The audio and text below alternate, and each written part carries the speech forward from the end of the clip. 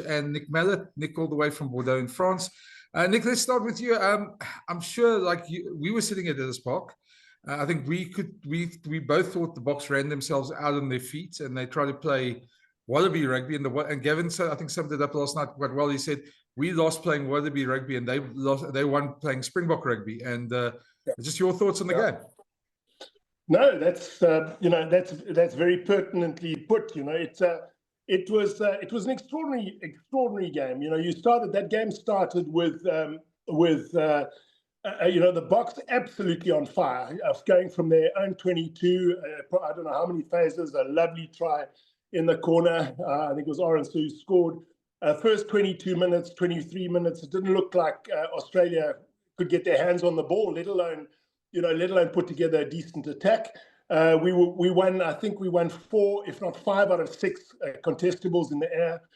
I mean, everything was going. Our forwards were taking it down the middle of the field. We were being nice and aggressive in the carry. They were looking shell-shocked, and it was just a question in my mind of how many points we were going to beat them by. And I had a pre-match prediction actually that it was going to be a close game. I thought we'd win, but I thought it was going to be close because of their confidence coming off the Lions series.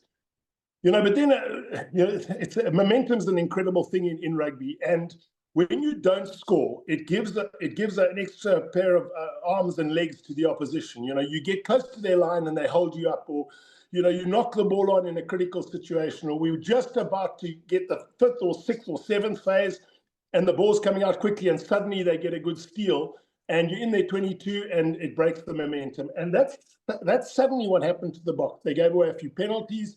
We missed opportunities. Our lineout stopped functioning properly, and we weren't getting enough scrums. I think it took about 40 minutes to get 2 scrums in that game. So we weren't able to impose our scrum dominance on them. And 22-5 at halftime, I thought, okay, well, nice talking to you in the changing room. Let's make sure that we get another try. We go to 22, 29 maybe, take 3 points for penalties. I mean, this game is done and dusted. And the worst thing could possibly happen, we missed a straight-up tackle, with a little short pass to their captain. And Wilson goes over to score. And then there was absolutely no game management, unfortunately, from our halfbacks. I'm going on a bit, but I'm just going to quickly sum it up. I think that 9 and 10 have to control a game, and they've got a sense when the game is moving in a certain direction. And what happens sometimes with Mani, and he's done it, I think, with the Stormers, is that when things go well, he's front foot ball, he's absolutely brilliant. His selections are so good. But when the ball isn't so good, so quick, he has a tendency still to try and play that fast game, that wide passing game, still, trying to play at pace. And that was when we started playing, in my view, the incorrect style of rugby to play against Australia. They're very good on transition. They've got very skillful players. And we made a lot of mistakes in that second half. We really were poor. It was the worst 40 minutes I've seen under Rassie Erasmus, virtually. So interception pass, lost pass from Esterhuizen going to hand to one of them. They run the length of the field, missed tackle by Oxenchair, some good wide pass from to get the try. Was it Jorgensen scored the try up the right-hand side? Wright's try at the end against a sort of a turnover situation. It was catastrophic in that second half. But I truly believe it was just 2 things that happened. Our halfbacks didn't control the pace of that game and control the way in which we had to play it out, and we played in a way that absolutely suits Australia in that second half. Gav, do you want to come in? Yeah, okay. No, look, I mean, I agree with everything Nick says. We did speak last night, Brendan, and you know that I don't like repeating it, but I did say to you at some stage of the first half yesterday, when the Boks were starting to run everything, when they stopped kicking. I mean, they'd won the aerial game, and then suddenly they stopped kicking the game. And I remember saying to you, I can't remember what stage of the game it was, and I said to you, the Boks must be careful they don't run themselves out on their feet. Because I've seen this movie before at Ellis Park, and usually it's the overseas team, maybe not the All Blacks. They've sort of exempted. They've often done that to us at Ellis Park. But it's often the overseas teams. You'll remember Alistair Coetzee's second game in charge against Ireland in Joburg. I can't remember how much Ireland were leading at half time, but it was a big lead. They were giving the Boks a real hiding up until half time. And then in the second half, as the game went on, that just turned, and it was almost like the Irish had played too much rugby. And I was reminded last night something that I'd forgotten, which is that Joe Schmidt was actually the Ireland coach then. Yep. So maybe he learned a lesson or two then. So, and there's other games that I've seen. I remember, Nick will remember this as well, is that I remember the Hurricanes coming to Joburg in 2016. I can't remember the guy. Was it Ian Boyd, Alan Boyd? Anyway, it was Plumtree and Boyd who were the Hurricanes coaches. And they'd won by a massive score at Ellis Park earlier in the season in a league game. And they came here and they thought they could run the Lions off their feet. And they did for the first half hour. And I remember they were leading by about 20 points at one stage. And I remember watching that game on TV. And I remember Joel was going on about like how the Hurricanes were dominating. And watching that game, I suddenly sort of felt that the game was starting to shift in the last 10 minutes of the first half. And then the Hurricanes were nowhere in the second half. They were out on their feet. So I've seen that movie before, and I really sort of feel that happened to the Boks yesterday. There was another little momentum shift I spoke to you about during the game. I remember when I always want to call him Franco van Staden, when Eskom went off for the HIA assessment and Kwagga came on.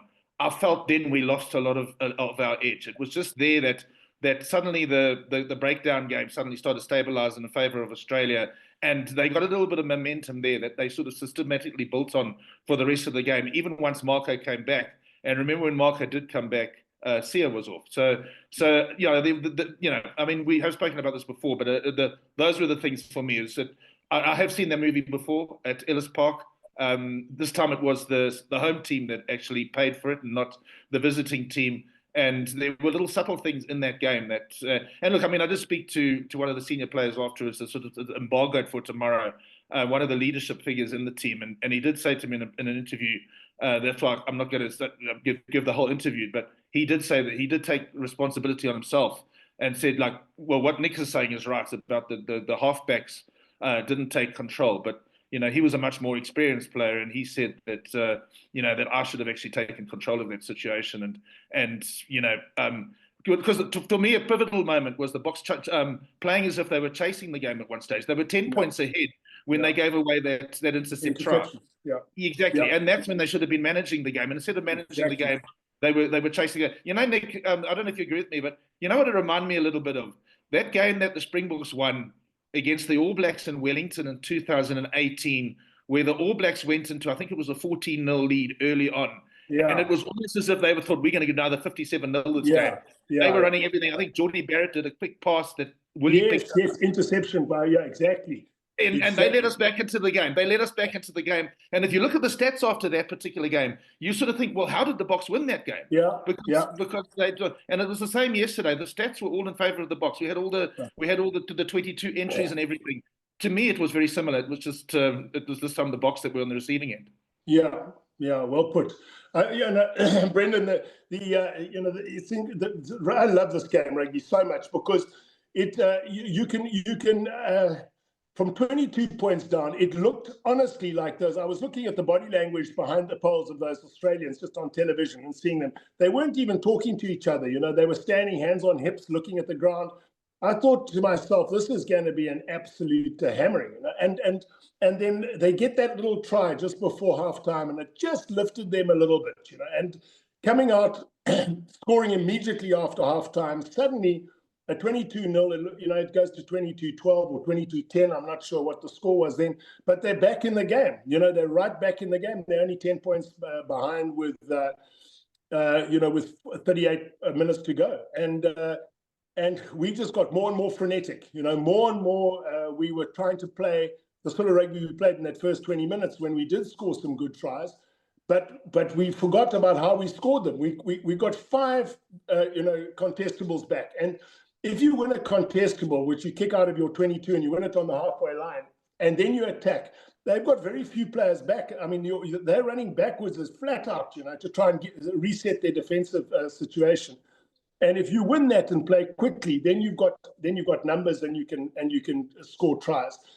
But if you're trying to play off a poor set piece, like a poor line out or you know, a very slow ruck ball, it's not the same. They've got plenty of players on their feet, and you're having to commit players to the breakdown to make sure that we win the ball, let alone quick ball, and then trying to push the play from there, playing the same running sort of rugby. It just doesn't work against a team like Australia.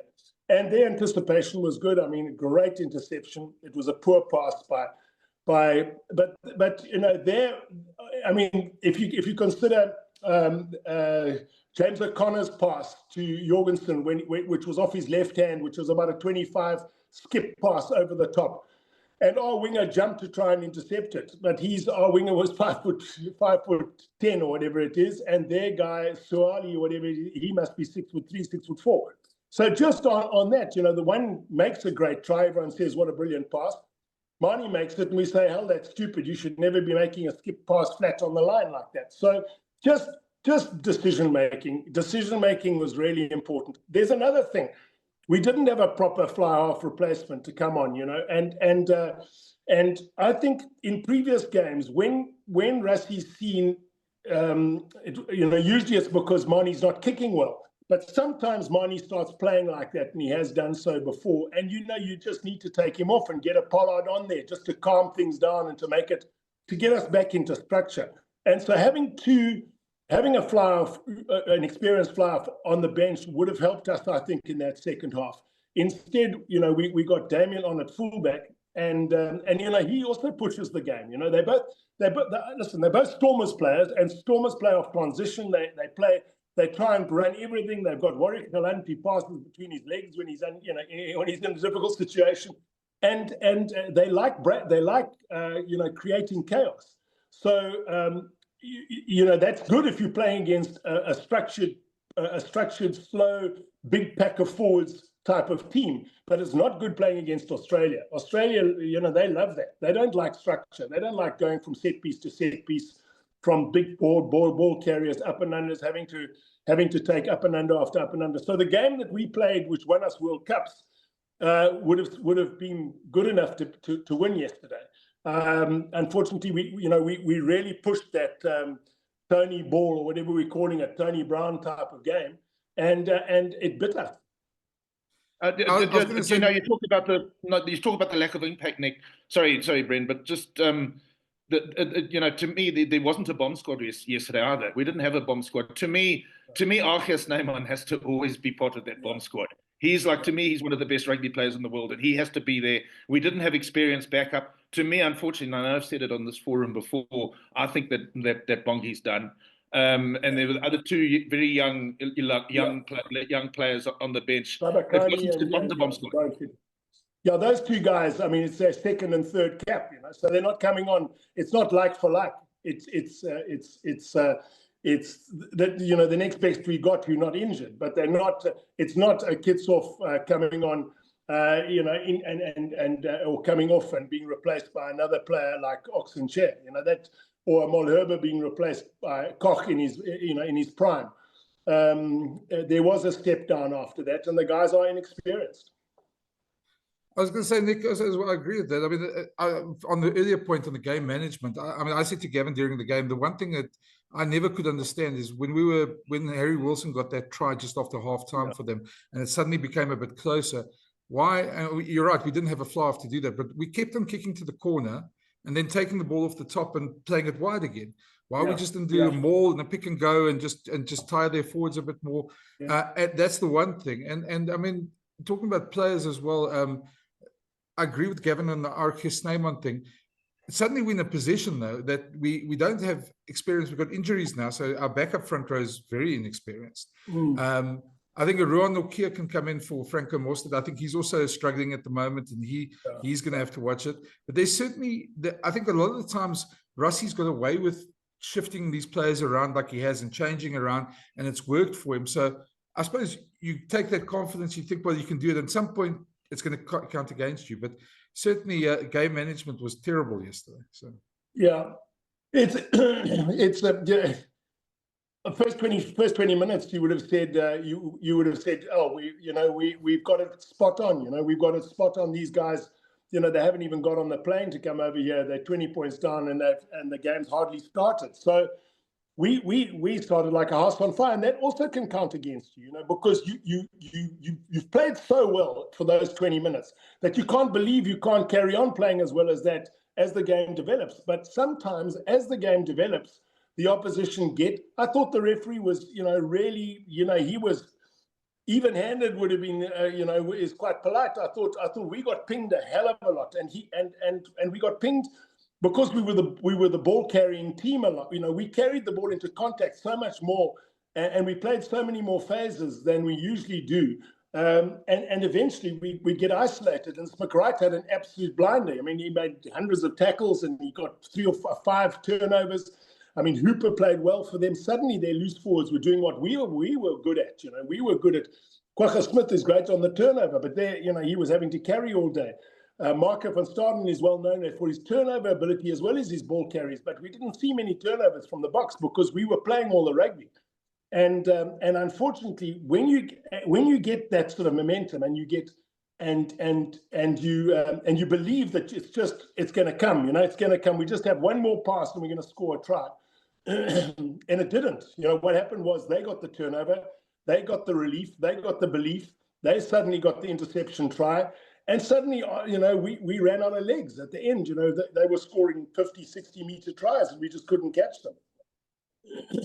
My concern, the concern that I have, and okay, now I'm going to turn to a cricketing analogy because I love to do that. We did really well yesterday, like when the batsmen, and initially we were sort of playing our game, we were playing in the V, and we started off like that, and then once it started going really well, we started bringing out the reverse sweep, like way too much. I mean, it was just like we completely overdid it, and that's where I think we went wrong yesterday. It was like you mentioned the Stormers. The Stormers, I think, are often guilty of that. They become too flamboyant. My concern is that when the balance is right, it is right, and we saw that in the first 20 minutes. And in that first 20 minutes, and I think we mustn't forget this because there's going to be a lot of negativity because the Springboks lost. But I saw a heck of a lot of good in that first 20 minutes. Not just the first 20 minutes, actually, for the first half, really. Yeah. We should have actually scored just before halftime. In fact, I think maybe Barney should have kicked for posts in that just before halftime with that penalty. And then I think Lurt made the mistake in the line-out. So we could well have been 29-5 up at halftime. And then if it had, I think we might have been sitting here with after Carl du Plessis, Loftus Versfeld 1997 score, or Peter de Villiers at Ellis Park in 2008. My concern is, and this is just because of my understanding of the South African rugby animal and the South African rugby, the Springbok coaching animal, which of course you were once, Nick. And I do think that Rassi's too clever for us. Is sometimes we sort of then overcompensate in another direction. So we talk about Tony Ball. We've got to keep Tony Ball. We're just going to be balanced. I mean, that's really the thing, and that's what worries me. I mean, there might have been some Springbok coaches. I mean, Harry Viljoen, who was your successor as Springbok coach, and there were times yesterday when we played Harry Viljoen rugby, almost as if they wouldn't kick. It was like it was Argentina. The first test they kicked after your tenure ended all over again. It was. It's just that I sort of felt that we lost the plot. I mean, later in the game, but we've got to sort of like retain that element, because if we bring that good mix to the game, and I said it to you guys just before we sort of went on air here, I still feel that the difference between, although the Wallabies are clearly improving, and that they definitely are. I mean, and that's not saying a lot, because if you consider where they are,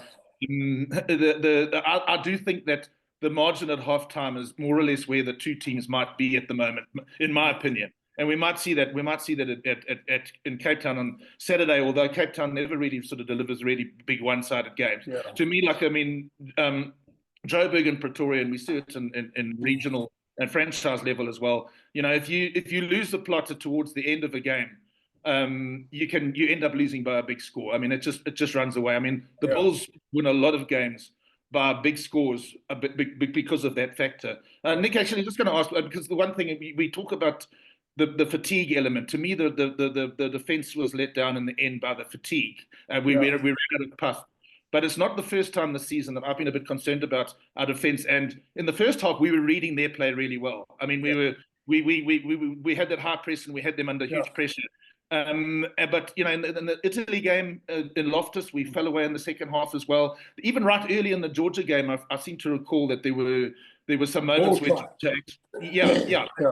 Are you not a little bit concerned about our defense I think at the end of the game, it was exactly as you say. There was a lot of fatigue, and even though we had our bomb squad on it, it didn't make any difference. We were we were running ourselves into a standstill with the ball in hand, and then when there was a turnover, we had no cover.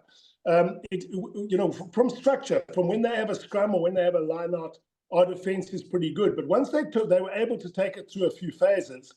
They were pretty good at doing a little run round off the second passer. So the ball would go scrum off to a player. He would play a second player, and that second player would do a little run round pass or a ball out the back. And that brings our wing up. Our wing presses really hard, tackles virtually the second or the third last one of their players, and it puts our fullback then in a very invidious position. If he doesn't close quickly, then he also gets isolated. And they managed. I mean, that pass of O'Connor's was an example where we were all pressing in and we just got it over the top. And they did it early in the first half. They got a couple of those passes over the top of our players, which made us turn and have to turn and chase. So it is a little bit of a problem. But what worried me more was the try just after half time, when there was the dummy run, there was the dummy out of the back, and the guy played Wilson right in the gut. And Oxenchair, you had Etzebeth pushed too hard on the outside for the pass out the back. And then Ox was looking to tackle the ball carrier, do a double hit on the ball carrier, and just ignored the bloke, just right on his shoulder, the short pass, Wilson coming short. And that's critical. You can't miss those sort of tackles. You can't allow a team back in the game straight after halftime with a straight up tackle like that. That was really disappointing. And then you hand them tries, with losing the ball in contact, like happened with Esterhuizen at the end. The interception from a try from Mani's pass. You're suddenly giving them 21 points, which we could ill afford to do. It was at the worst time of the game. So it all depends on what the style of play you're playing. If you say our defense was poor and our breakdown wasn't as good, is because we were concentrating so much on playing an attacking brand of rugby. When you decide to play a structured game of rugby, which is to put it into the corners, stick it high, get contestables, even if you lose the contestable, it's not the end of the world, because you've got all your players going forward. They're having to get their players going back to get behind the ball after the contestable is caught by their player. It's not a good ball to attack from. So we're all well set for our defense. But if we're playing in front of their defense all the time and passing and passing and passing, even though we get a bit of momentum on the wings from Pieter-Steph to Toy and Sia, we got a bit of momentum from our loose forwards. When it came back into the middle, they were still getting up and into our faces and made some good tackles. They really did. So it cried out for a kicking display in that second half from 9 and 10 again. Just repeat a bit of that first 20 minutes. Where, as I said, 5 contestables we won. Just go back to that, for goodness sake. We're good at it. Get a line out. Don't play off the top. It's not either one thing or the other. You spoke about it so well. You got to blend the two. You got to blend a driving ball, and straight after that you do a peel off the back, and then you do another driving ball. But you've got to make sure the opposition are not sure about what you're going to do. I don't want us to say that if we play Mani Libbok at 10, we're just going to run everything and we're never going to have a driving ball. I mean, that just doesn't make sense to me. Yeah. Nick, you talk about the kicking. I mean, I went and looked at the stats. We kicked 19 times in that test. I think that's probably the lowest the Springboks have kicked since that Harry Viljoen test in Argentina. So they kicked 29 times. And the other thing about that first half, you talk about kicking behind us, which they did very well. We said that first half was so good, but there was 2 or 3 moments there. I think Edward van der Merwe saved two possible tries there where the ball bounced rather precariously, and he managed to get it just before their guys got there. So I mean, that kicking behind us worked very well for them as well. Just looking forward, though, I mean, obviously we're going to expect a response from the BOKS. How do you see this weekend's selection and then obviously the game playing out? Yeah, he's already mentioned he thinks that Sasha and Andre Pollard will probably, get a go this weekend in Cape Town, and I think that'll definitely be the case after this weekend to see, because you take, it's not that we have to have a structured approach. It's just you take away a very attacking-minded player and you put in a player who's more structured-minded in Pollard. I think that Feinberg, Sasha, I think he's got the ability to do both, but he hasn't got the experience yet. He hasn't got to the stage where he does read the game well enough. to be able to take control. And I think it comes through time, it comes to developing yourself at that level. So I can see them both involved. Maybe, I'm not sure, but maybe with Pollard starting. I think that Morné van der Berg will probably get a run. I know that he was given an opportunity last weekend. It's not that Williams played badly. I thought Williams played well, but when we got into this attack-minded game, we didn't get the box kicks anymore. We weren't putting the ball behind them. So we just need a bit more control there. And also with the pack of forwards, that starting pack was so much better than the one that finished the end of the game. We've got to get a blend that the guys coming on the field can maintain the intensity, which fell off. I thought fell off, enormously in that second half with the bench that came on. It wasn't nearly. I mean, the Bongi and Tabakani and Bonfenta. Something not Bongi's not inexperienced, but the other two are. And as you say, coming from Japan, Mostert has got huge. He's got a big engine, but not a great impact there either. So trying to get that blend of getting some power off the bench and playing a little bit more structure. I think that's going to be really important, and it'll depend on who you select, because structure, just by the way that Pollard plays, he doesn't chuck it around. He can do as he's shown us. He can play, Tony Brown style of rugby, but he's not as adept at that as Manie. But Manie's not as adept as at controlling the game and kicking and making sure we're in the right places, calming things down. I think Pollard's got that experience. Okay, well, I thought you were going to come in there, but on the selection. Well, you were at the press conference last night, and I wasn't, because I was writing my match report. But I sort of got the feeling that what Nick is saying now is that Morné van der Berg is going to get a chance, and Rassie had said that Keenan was going to get a chance on Saturday.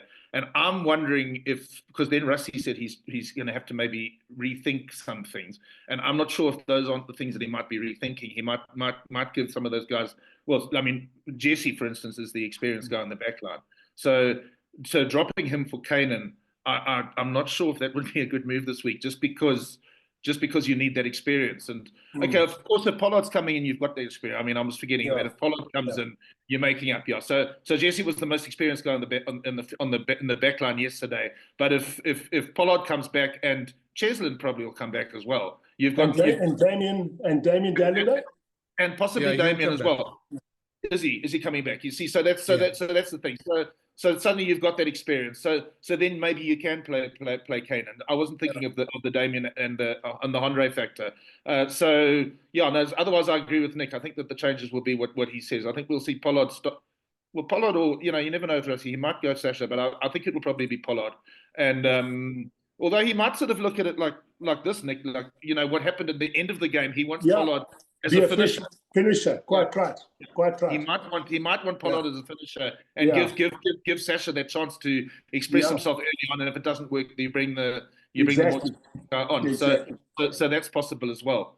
And otherwise, Brendan, I don't know if we're finishing off now, but there's also something else I want to say, and I don't think Nick should comment on this, and he'll understand why when I go into it. Is that I think if there was a wake-up call yesterday, it wasn't just for the Springboks. I think it should also be for South African rugby, because the arrogance of pricing the tickets as they have, it's been like, we were at the game yesterday and there were open spaces, which you don't normally see at Ellis Park. And I'm hearing that the Cape Town game is not selling well because people don't want to pay 4,000 Rand a ticket for a game. And we got and yesterday, maybe that sort of like show of fallibility, if you could call it, in the last quarter, might just wake up SA Rugby, because I just do feel that there's a little bit of arrogance there. I know Rian has come out and said, well, you're watching the double world champions. That's not, I don't think that, I think that's arrogant. And I also think that it's disingenuous to say, as they do say, that if you look at the overseas prices, because you don't, somebody who lives in London doesn't spend as money like a South African do. The currency over there, you're earning pounds over there, so you can spend the pounds. So I just think that maybe there's a bit of a wake up call for SA Rugby as a whole yesterday, because, like, this whole thing, when the Springboks were winning, we could be arrogant. We could say, well, you're watching the world champions, we can charge exorbitant prices. And I'm worried, and this, because Durban historically is a place where ticket prices become a talking point, as Nick knows, is that if we go to Durban in the penultimate game of this championship, and let's say we've lost 2 games in New Zealand, and we've lost this game, and we're not playing for the rugby championship, and they're charging 4,000 rand a ticket to the Durban public, I think we're going to have half a stadium there. I don't think we're going to get the people in. And then lowering the ticket prices late in the week, like has been the case this past 2, or the Barbarians game in Cape Town and here, you end up with a guy sitting in the stadium and he's paid 4,000 rand for a ticket, and the guy next to him spent 1,000 rand. That doesn't really sort of engender faith in the public either. So I just wanted to say that, because, like, this is a good forum to do that. It's just I really am a bit concerned with the way that's being managed at the moment. And as I say, Nick, maybe you should keep. No, I'm not employed by anyone now. That's true. But Gavin, I was right. I was right in 2000 when I made that comment, and I'm right again. You're right now. I honestly think you want to try and get full stadiums. You want to get families taking sons and daughters there. You want people from all the communities to be able to afford to go. And we have to understand that the way in which you should run a professional game is that the sponsors, make it possible. The people who own, the sponsorship around the team. So anyone who's buying sponsorship around the jersey or the Springboks, they have to pay for that. And also then television rights. You've got to make sure the you charge the television companies properly, so that you don't have to hit the man in the street for half his bloody salary, to go if he takes his family to the game. In America, they cost their for NFL or for the NBA. They make sure that a husband, wife, and 2 kids can afford to go. And you're so right. If it's in dollars, we'd say, well, hell, that's expensive. But it's not expensive over there in dollars. It's not expensive in pounds. It's if you translate the pounds into rands that it becomes very expensive. But, people come to South Africa on holiday because it is less expensive than living back at home. And we've got a beautiful country. So they can live at half the price that they would at home. So we should be charging we shouldn't be charging for overseas visitors and big companies. We should be charging for the man in the street who goes and watches the game and wants to see his Springboks play when they play in his town. And I don't think we have got it right. Yeah, I was going to come in on that, Nick. I was just going to say maybe you shouldn't have answered that, but you're not working for SA Rugby anymore, so you don't have to worry about that. Okay. Just the one point I just want to make about it is it's very dangerous for SA Rugby in a country like ours, because they want to sell the game to the entire country, and we've got it's no secret there's massive inequality in this country, and you just see from after the Boks won the World Cup, when they go on that trophy tour around the country, how parts of this country are clamoring to see their heroes, which they never will get the chance at a test match. And at these prices, they'll definitely never get the chance to see the Boks live. And I think that's the danger for me. The other thing as well is, we've had this conversation earlier in the season where, there was talk around the Loftus game in Italy about the prices as well, but they got 45,000, and one of the officials said to me, but that's what we normally get for an Italy test. So, what's the big outcry? And it's all well now, because the Boks are winning. They're not number 1 in the world anymore this morning, by the way. They're number 2 now after the All Blacks win. So, but they are at the top of the thing. If that turns, and we all know how quickly it can turn, then you're going to have a problem. And I agree with Gavin. Durban might be a problem if things don't go well in the rest of the rugby championship. But just that point is that by doing this, they basically excluding probably 85% of the country that can't get to a Springbok game. And that's sad. Not to say that they'd always get there, but yeah. And also remembering, and it's obviously what's dangerous for me is, and this is anecdotal, but in talking of Durban, in 2009, when the Lions were in town for that game, you'll remember that there was just a sea of red, and the Lions supporters sold out, bought up half the tickets. And I had mates who used to go and watch test match rugby. They saw every game in the post-isolation era in Durban. They were there religiously every time the Boks were there. And then they didn't go there for that game, and they went to a pub in Umhlanga.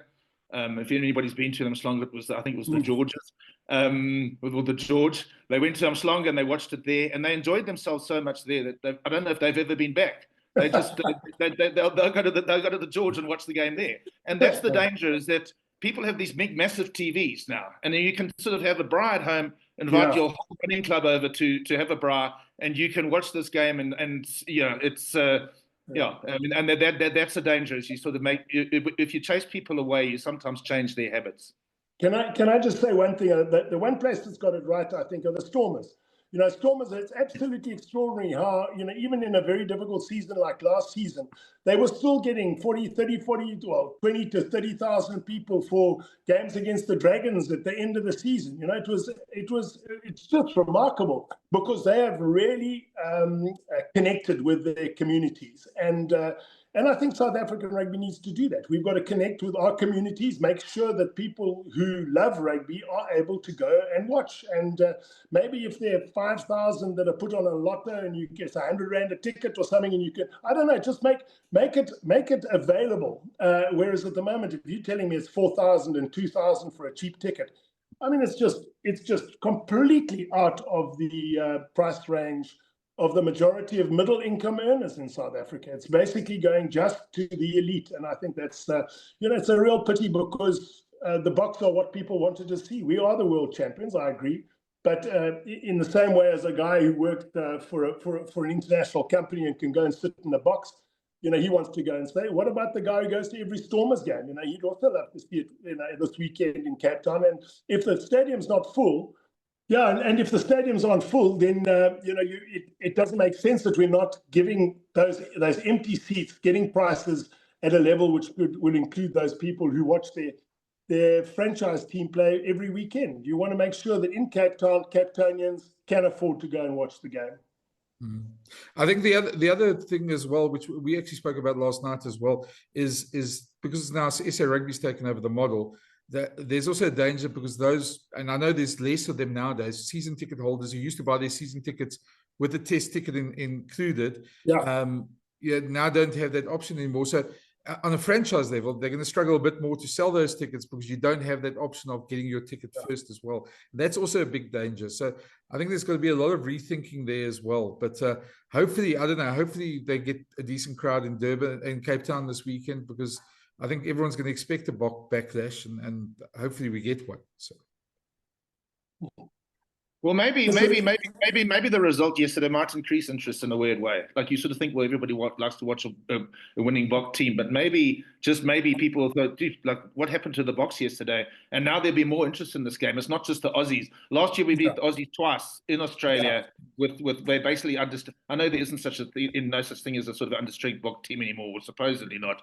But we did play understrength against. We had experimental teams against them last year in Australia, and we beat them comfortably twice. So even though they've done relatively well in the Lion Series, or competitive in the Lion Series, people were thinking it was just Australia. You know, we're not playing anybody this year because we're not playing the All Blacks. So maybe there will be a different. But I just did hear that apparently there's large empty parts of Cape Town Stadium at the moment that haven't been sold, and you'll probably find that the tickets will be reduced during the week. But that's not a good way of doing business, in my opinion.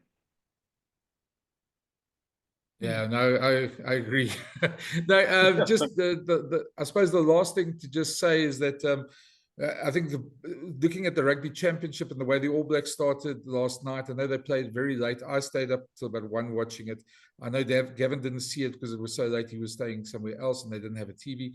But Nick, you probably didn't see it there in France either because it was so late. Unfortunately, I had to leave the pub as well, so I wasn't able to watch that. Yeah, but I mean, the result is, I mean, from what I saw, Argentina were competitive, but the All Blacks had their number. They were never going to lose that game anyway, and that is a concern for the BOKS, because if they don't have a good weekend this weekend, that Eden Park game, which we were all looking forward to, might not be the game that we all wanted to be.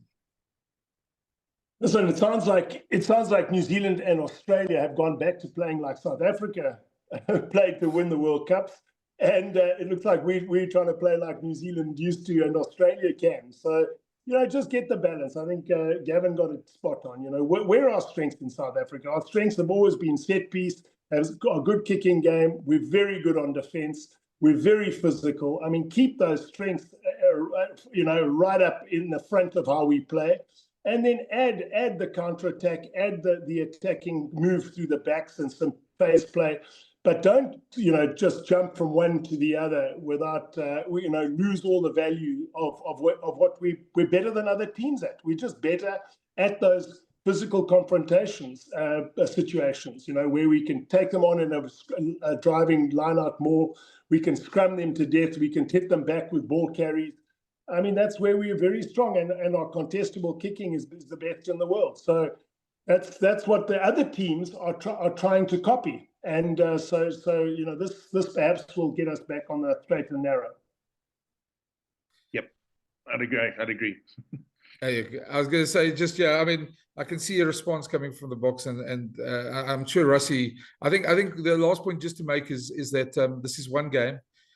We shouldn't go overboard, obviously, because Rassie has proven himself in the past. They've won 2 World Cups, and they probably will bounce back from this. But obviously, I think there's a lot of people still shocked by yesterday, and rightly so.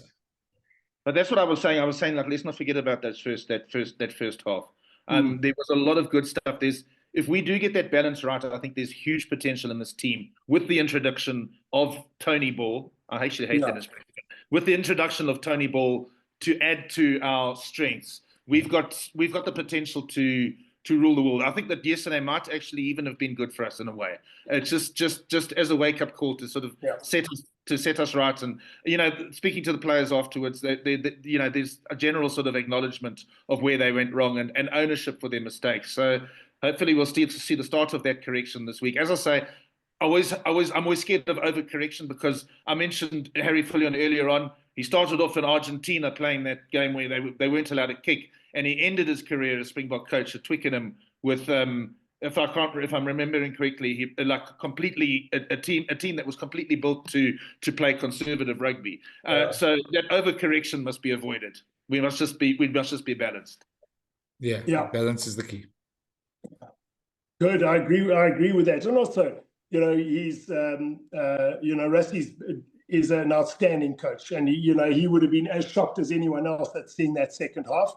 It just is so unusual for a team that is coached by him to lose the plot like that, and he'll bring them back to what they're good at, and I'm absolutely certain they're going to be ready for Saturday. The question is now, we're bottom of the log. We need a 5-pointer this next weekend. And it looks like we have to beat at least once, if not twice, in New Zealand, now to win the championship. Yeah, well, we're going to have a lot to talk about. Hopefully, we're a lot more cheerful next week about what the Boks have given us. So thanks, Nick, for your time there in Bordeaux. Thanks, Gav, your time as well. And we'll catch up again next week. Cheers. Thanks, Brendan. Thanks a lot. Fly well, Nick. I know you're coming home this week, so have a good trip. Yeah, that's good. Okay. Thanks very much. Appreciate it. Cheers. Cheers.